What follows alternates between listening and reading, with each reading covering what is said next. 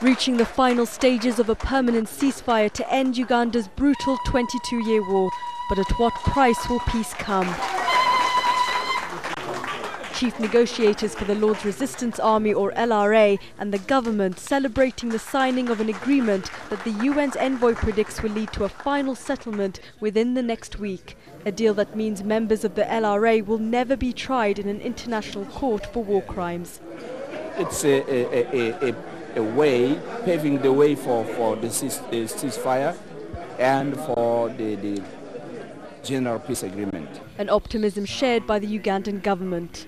Peace in northern Uganda is just a few steps ahead, and I'm sure that both delegations are ready to make those 2 steps ahead.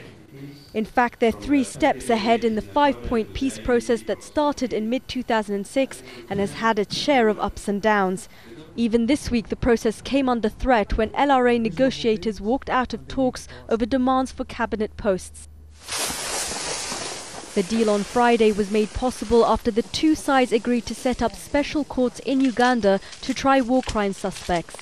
One of the LRA's main conditions for peace was that they don't face prosecution at the International Criminal Court in The Hague.